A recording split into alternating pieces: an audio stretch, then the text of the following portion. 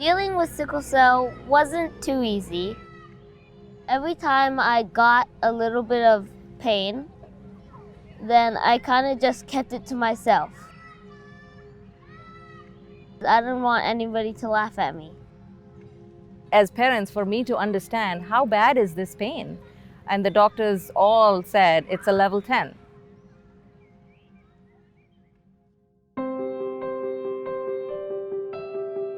In 2019, we were told by Levine Children's Hospital's bone marrow transplant team that there was a new protocol available.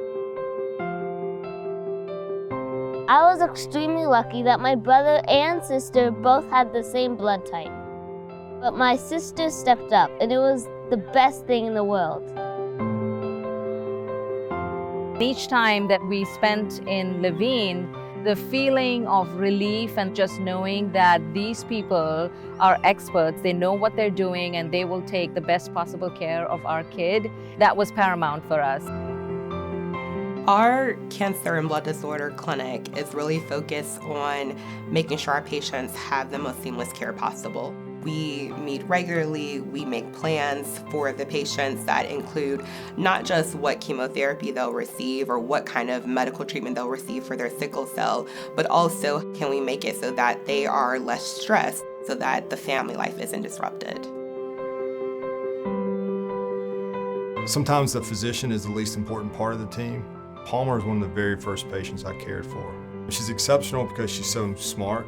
She's had, unfortunately, a lot of medical complexity related to CF. Cystic fibrosis is a disease that impacts every aspect of a patient's life, every aspect of their body.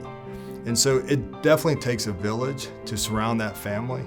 Caring for Palmer has been probably one of my biggest joys over the last 7 years. See her grow up, to see her personality blossom, and supporting that family has been a huge part of what we've been able to do as a center. When you look at a hospital versus a children's hospitals have ancillary staff support. They have a multidisciplinary team. They have a holistic approach to medicine.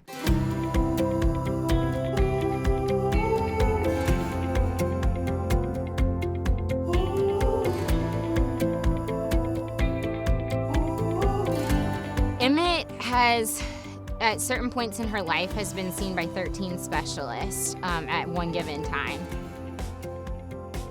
Emmett was born with a genetic condition called Kabuki syndrome. Essentially, she has half of a functioning heart. She is hearing impaired. She has low muscle tone, and she also really struggles with eating by mouth. It's a challenge. I think every parent might tear up when they see their child walk or crawl for the first time.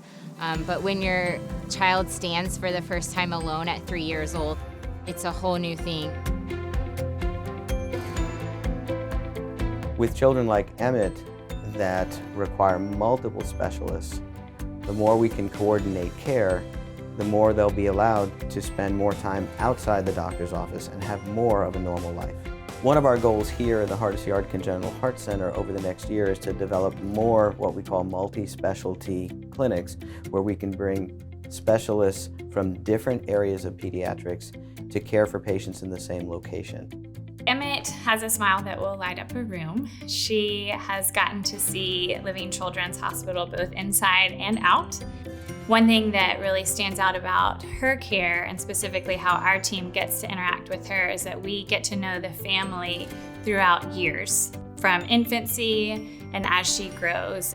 And so all those additional things that we do to support a family require more space and more commitment, both from the institution but also from our community.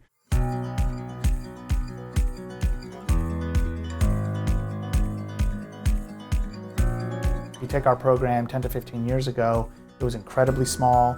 We have almost quadrupled our volume in patients, physicians, support staff, space, and everything. Each part of that has all been based on philanthropy. I think the Charlotte community is one of the most generous that I've ever been part of, and without them we couldn't do what we do today.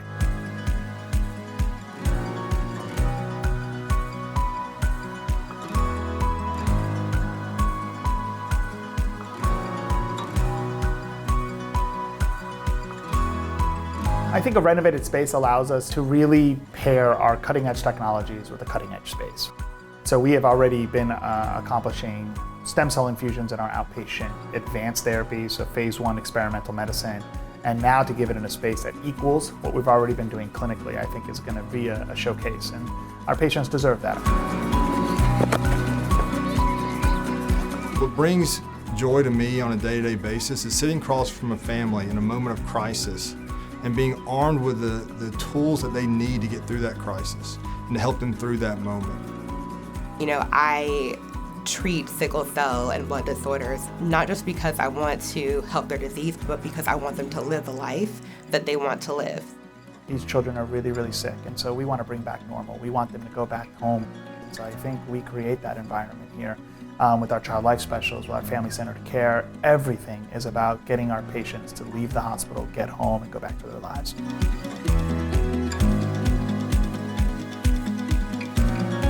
So one of my favorite things is riding my bikes. And now that I'm cured, I can do it anytime I want, wherever I want, and it's just wonderful.